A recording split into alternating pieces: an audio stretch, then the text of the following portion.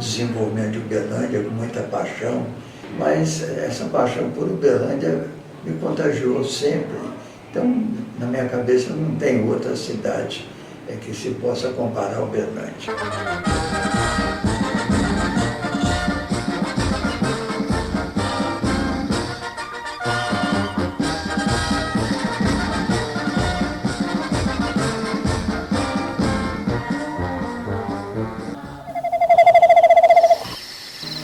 Em 1682, uma expedição de bandeirantes, comandada por Bartolomeu Bueno da Silva, o conhecido Anhanguera, e seu filho de 12 anos, adentravam-se nas matas na região conhecida de o Nariz do Triângulo Mineiro, ou Sertão da Farinha Podre.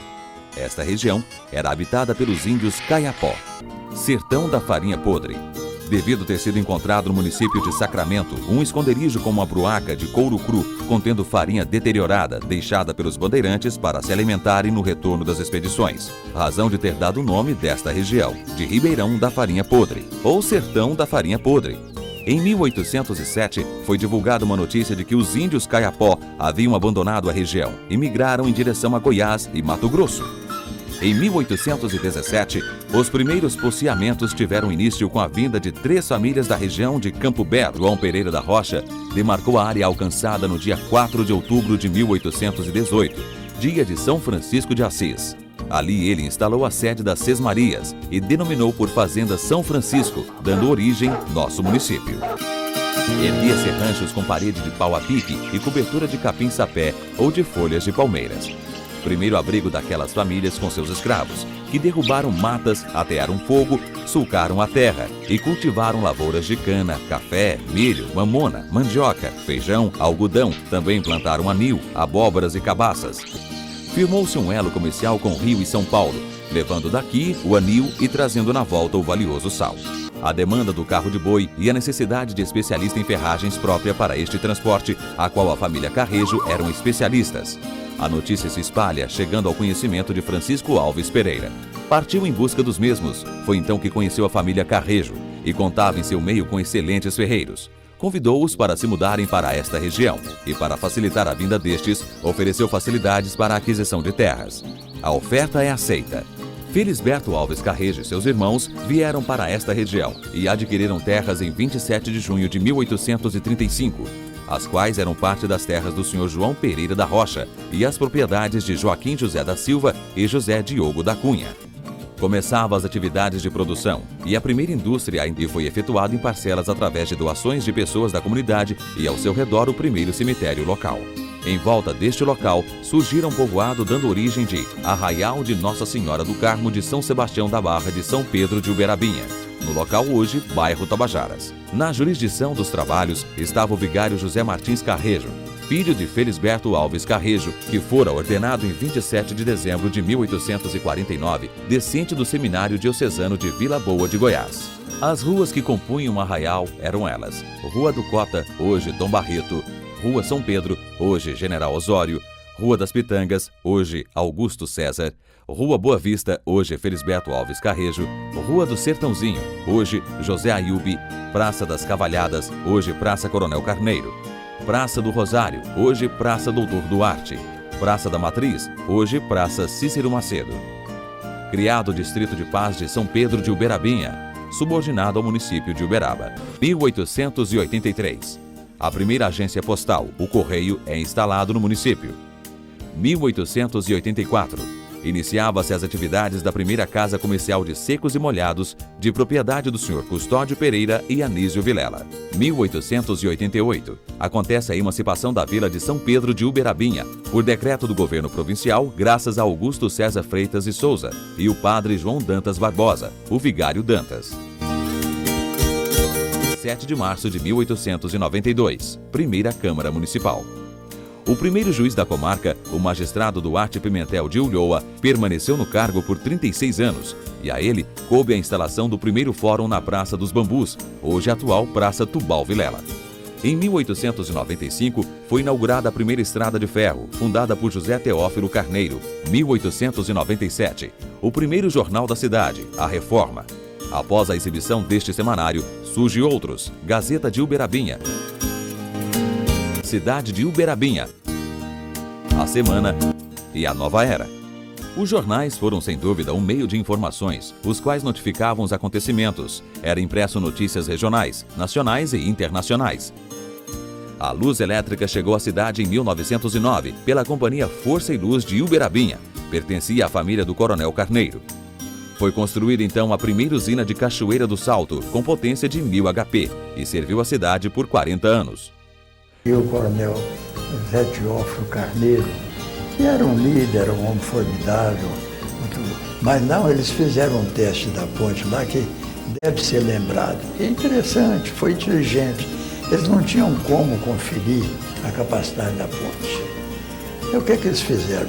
Com o que eles tinham, que era boi, eles fecharam um lado da ponte e enfiaram 1000 boi dentro da ponte. E cabe 1000 boi dentro da ponte. E a ponte ficou lá balançando, pensa, né? Aguentou bonito, teve nada, não fez diferença nenhuma. Quando foi da inauguração da ponte lá em Itumbiara, foi convidado, porque ele foi companheiro para construir a ponte, mas foi a cavalo. 19 de outubro de 1929. Uberabinha passa a se chamar Uberlândia.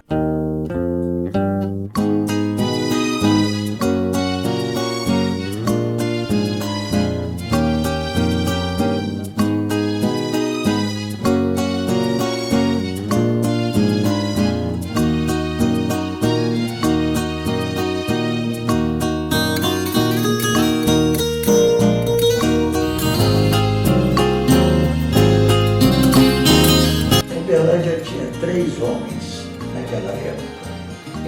O Elias Simão. Então, Elias Simão, André Lassana e Vicente Pedreiro. 3 homens, todos eles empresários cerealistas. Esses 3 homens valiam mais do que o Banco do Brasil. Eles patrocinavam a agricultura da região. João Pessoa terminava uma quadra depois da Fernando Vilela, quando tinha a Algodoeira do Asdrubal. Dali para frente era só fazenda, só campo, só mato. Né? E tinha até uns episódios interessantes que a gente armava umas arapucas ali para pegar umas coleirinhas, uns canarinhos da terra. Vem muito na memória como fato de Uberlândia, também foi o Praia Clube. Não diria que foi no seu início, mas quase no seu início, onde a estrutura não era a estrutura de hoje, mas é uma estrutura que dava um conforto para as pessoas. Como produto da Revolução, que era Rondon Pacheco, o Rondon era um homem de confiança, foi ministro dos governos da Revolução. Quando forem fazer aqui pesquisa eleitoral tal, vocês não falam que vão votar em mim, não. Vocês falam que vão votar no outro aí, porque esse negócio de pesquisa não podemos deixar influenciar nos eleitores e tal. E o Ladeira foi eleito com uma grande margem de votos numa eleição extraordinária. Então, esse fato eu queria deixar para a Zulmira, filha dele, que ela já me pediu para te contar.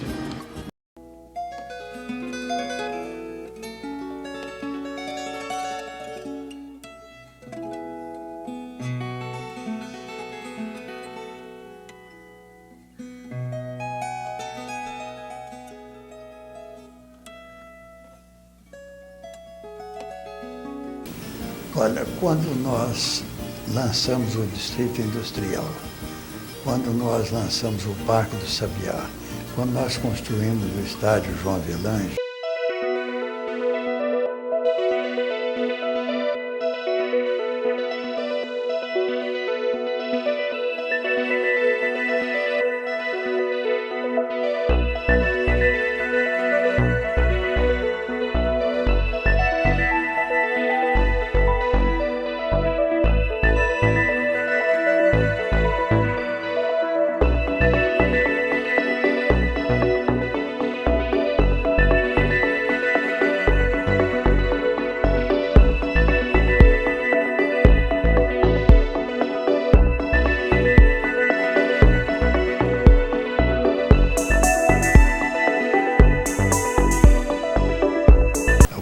que você está pensando. Eu te dei orçamento de tanto, não foi? Foi. Mas está aí, ó, 10% mais barato. De ter essa oportunidade de falar de uma pessoa tão querida em nossa cidade, Sr. Virgílio Galaz. Uma pessoa que estimamos muito pela obra que ele trouxe para Uberlândia e a nossa região. Gozando do ócio dignitatem, mas a política é muito sedutora e ela é também avassaladora.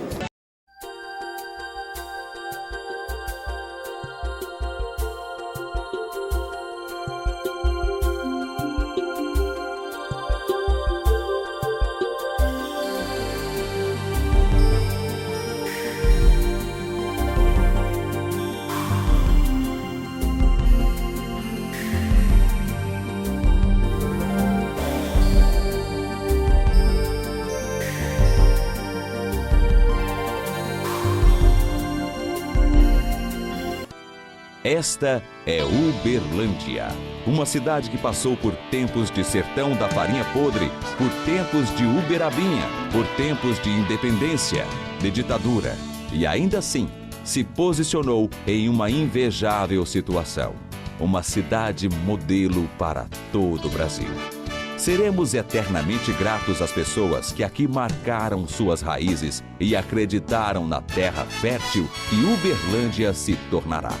Essa história se faz com passado glorioso, com presente de grandeza e com tudo isso, estamos alcançando um futuro promissor.